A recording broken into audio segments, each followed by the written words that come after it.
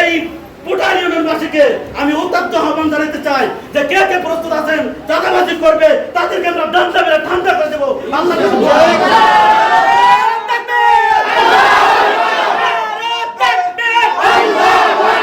বাংলাদেশ জামাত ইসলামী জিন্দাবাদ জিন্দাবাদ জিন্দাবাদ জিন্দাবাদ বাংলাদেশ জামাত ইসলামী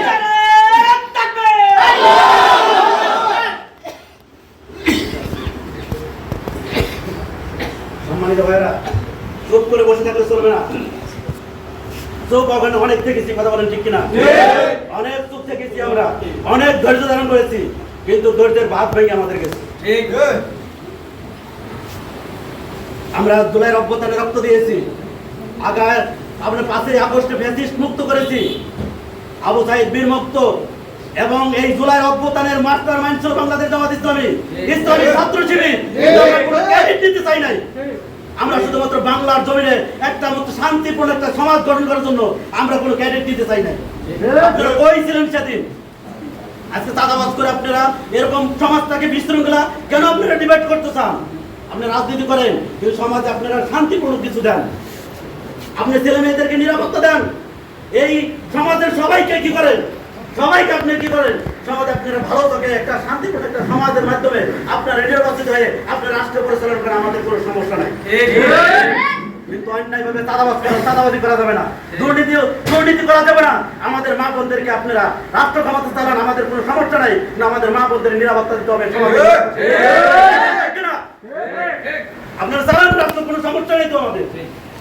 আমরা যেহেতু এই রাজনীতি করে বাংলাদেশ জামাত ইসলামী ইসলামী ছাত্র শিবির রাজনীতি করে তাদের জীবিকা অর্জন করতে চায় না। দেখাতে পারবেন না এরকম ধরনের ইতিহাস, দেখাতে পারবেন না যে আমরা রাজনীতি করে আমরা এদেরকে পেশায় নিয়ে আমরা কি করছি, রাজনীতিকে পেশায় আমরা নিয়োজিত করছি, এটা আপনারা দেখাতে পারবেন না। আপনারা রাজনীতি করেন, কোনো সমস্যা নাই, আপনারা চেয়ারম্যান হন, মেম্বার হন, এমপি হন, রাষ্ট্র পরিচালনা করেন, আওয়ামী লীগ বিএনপি যে দলই হোক, কিন্তু আমরা চাই সমাজের নিরাপত্তা, আমার প্রতিষ্ঠাতা বাচ্চাদের নিরাপত্তা, এটা আমরা চাই। এই নিরাপত্তা আপনাদেরকে দিতে হবে, কমিটমেন্ট দিতে হবে, তাছাড়া আপনারা বাংলার জন্য আপনারা রাজনীতি করা থেকে আপনি বিরত থাকুন। অবশ্যই আপনাকে আবদার করতে চাই, কথা বলেন ঠিক না? সম্মানিত ভাইরা, মেসেজ আপনাদেরকে দিয়েছি, এই মেসেজটাকে মূল পয়েন্টে রেখেই আমি কিছু আপনাদের কথা বলতে চাই। আপনারা জানেন আমাদের 19শে জুলাই আমাদের জাতীয় মহাসমাবেশ। 19শে জুলাই কি ভাই? জাতীয় মহাসমাবেশ। এই মহাসমাবেশ যে জিনিসটা তৈরি হয়েছে একটা উদ্দেশ্য নেই, সেটা হচ্ছে বাংলাদেশের 54 বছরে যে ইতিহাস সৃষ্টি হয় নাই, বাংলাদেশ জামাত ইসলামী এই ঢাকাকে জাতীয় মহাসমাবেশ ডাক দিয়ে একটা অতীতের যত সমাবেশ আছে সমস্ত সমাবেশকে কি করতে অতিক্রম করতে চায়। সেটার জন্য আপনাদের সার্বিক সহযোগিতা এবং আপনাদেরকে সার্বিক সহযোগিতা আপনাদের কাম্য করতে বাংলাদেশ জামাত ইসলামী। বাংলাদেশ জামাত ইসলামী যে রাষ্ট্রটি তৈরি করতে চায় সেটা হচ্ছে আল্লাহ রাসূল সাল্লাল্লাহু আলাইহি ওয়াসাল্লামের যে রাষ্ট্র ছিল সেই রাষ্ট্রটি তৈরি করতে চায়।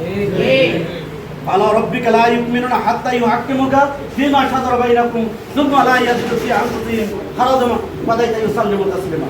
আল্লাহ রাব্বুল আলামিন সূরা নিসার 65 নম্বর আয়াতে বলেছেন, যখন রাসূলুল্লাহ সাল্লাল্লাহু আলাইহি ওয়াসাল্লামের একজন সাহাবী একজন ইহুদি যখন একজন সাহাবী নিয়ে দুইজনে যখন কোনো একটা বিষয় নিয়ে যখন বিচারের সম্মুখীন হইল, তখন আল্লাহ রাসূল সাল্লাল্লাহু আলাইহি ওয়াসাল্লাম বিচার করলেন। এই বিচার হচ্ছে ইহুদির পক্ষে গেলেন এবং নিজের কর্মীর বিপক্ষে গেলেন। আপনাদেরকে জানতে হবে বাংলাদেশ জামাত ইসলামী কি তৈরি করতে চায়। বিচার করলেন কার পক্ষে ভাই? ইহুদির পক্ষে। কার পক্ষে? ইহুদি কি রাসূলের কর্মী ছিল না? তাহলে নিজের কর্মীর বিচার করতে না করে নাই? নিজের কর্মীর বিরুদ্ধে যখন বিচার চলে গেছে, এই বিচার কি করে নাই? ওই কর্মী মানে নাই। না মানার কারণে যখন হযরত ওমর রাদিয়াল্লাহু তাআলার কাছে গেছে, ওমর রাদিয়াল্লাহু তাআলা আমার রাসূল বিচার করতে, সেই বিচার তোমার পছন্দ হয় নাই? বল না, পছন্দ হয় নাই। তো পছন্দ হলে তার তোমার বিচার আমি করতে রাঙ্গা তরবারি আইনা দ্বিখণ্ডিত করে দিয়েছে। কি করে দিয়েছে? দ্বিখণ্ডিত করে দিয়েছে।